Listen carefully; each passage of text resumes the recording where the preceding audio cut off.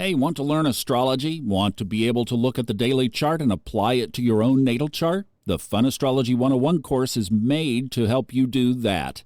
Would love to have you learn astro speak with me, so check it out at funastrology.com. Happy Thursday, December 5th. Thomas Miller on the Fun Astrology Podcast. Thanks for joining us. We are making our way through this very significant week in the sky, and we have a big one tomorrow, the big one we've been really watching and waiting, and we are going to see how this unfolds. But there is one thing in the sky today I just wanted to mention. Mercury in Sagittarius, as we discussed yesterday, is conjoining the Sun in Sagittarius at 14 degrees. Right there in the middle of the sign. And basically, everything we talked about at the beginning of yesterday's episode applies here to this as well. Watch your communication. And we went into depth on this yesterday with Jupiter, which is still in that position. So everything we talked about yesterday, bring it right on home today. Now, we are going to pivot because tomorrow at 6:33 p.m., Mars turns retrograde. And Jenny Geyer has some great thoughts, not only from her head, but also from her heart, because she says that she's been going through some things that she wants to share the outcome after next year, when this is more behind us than in front of us. So with the setup of that, what's going on with Jenny and with Mars? This is Jenny Geyer. Everyone applauds the brave hero when he successfully summits the mountaintop, slays the dragon, rescues the princess, etc.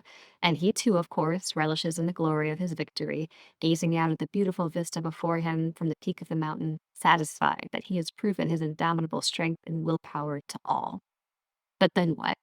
Once the cheering crowds disperse and the reader lays down the storybook satisfied that all is ended happily ever after, the hero is left behind to find his way back home. Mars turning retrograde in Leo shows us that not all triumphs end in ticker tape parades and champagne. In fact, for many of us, our deepest and most difficult challenges are the ones we endure quietly and internally that no one ever sees but us. Mars is the planet of action and impulse, but in retrograde motion, he tends to behave more like Saturn, asking us to move slowly, to allow for deep contemplation in our lives around what motivates us and what gives us a sense of purpose and meaning in our own individual stories when no one else is there to bear witness or validate our achievements. Mars retrogrades are the most infrequent of all the planetary retrograde cycles, happening about every 2 years, and they last quite a while, which makes them quite loud, especially for those with strong Mars in their natal charts. A noticeable shift in energy levels may be felt to those more sensitive to Mars transits, and some may feel a sense of losing direction or even purpose in their own lives. But fret not, because losing track of the plot is the point right now, and that's so we can enter the next part of our story with a renewed vision of the future we desire. This descent is leading us to our next quest, but we must be patient and move slowly. Mars entered its shadow zone on October 4th at 17 degrees of Cancer, where it will return in February of next year. Mars will station retrograde at 6 degrees of Leo on December 6th and dip back into Cancer on January 6th of the new year, making this particular Mars retrograde story a two-parter. We may all be ending the year on a serious cliffhanger, but the good news is that the planets always leave behind breadcrumbs, and some of that second part has already been revealed to us in the foreshadowing over the last 9 weeks. Think back on what has been coming up for you since October, particularly in the areas ruled by Leo and Cancer in your own natal chart, and expect those themes to continue well into 2025. Although Mars stations direct near the end of February in Cancer, he does not traverse past the 6 degrees of Leo or leave his retrograde shadow until early May of 2025.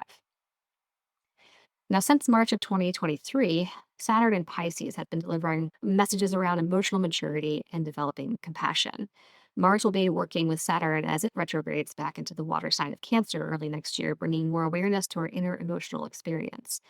Now is certainly not the time to forge ahead on any new quests, but to reflect on what drives you to make forward movement at all, and where you're being called from by the deepest parts of your soul.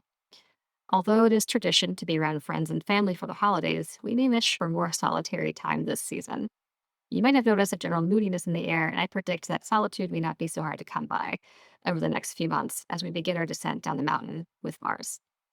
It was Jung who said that only in solitude can someone find what it is that supports him when he can no longer support himself. but only this experience can give him an indestructible foundation. During this time, we will all individually be learning a new set of skills as we push ourselves to find within us our ability to reconstruct the very foundations of our own inner fortitude in order to emerge as heroes, if only to ourselves. At some point, every great Olympic athlete has had to overcome an injury as a result of pushing their own limits, crossing the boundaries of what is possible in order to set a new standard, a new benchmark. Even the god of war has to run track and hit the gym, and though there are no medals awarded for beating your own personal best, he knows it's vital to his training if he's ever going to stand a chance of defeating another dragon or climbing the next mountain. Whether internal or external, physical or emotional, expect that limits will be pushed, some lines may be crossed, and there will be discomfort. It is through our response to this discomfort that we will learn what our personal strengths and weaknesses are, and this discomfort will act as a compass directing us to where we need more training, more discipline, and more attention. The second part of the story is yet to be revealed, but if the foreshadowing has told us anything, it's that, hero or not, the story has never been about you, but it certainly begins with you. Once Mars returns to Cancer, the hero within us will have to contend with the question, when there are no dragons to fight, no mountains to climb, or enemies to conquer, what makes one a hero then? Hold yourself to the higher standard. There are ample rewards to collect, and simply knowing you are doing your best even when no one else is watching.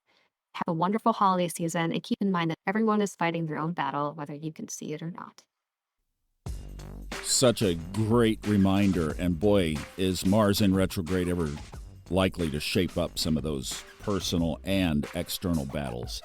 All right, I'll be back to add to what Jenny has had to say today, and I'm so glad she took this aspect. She sees things the way I don't, and I love that.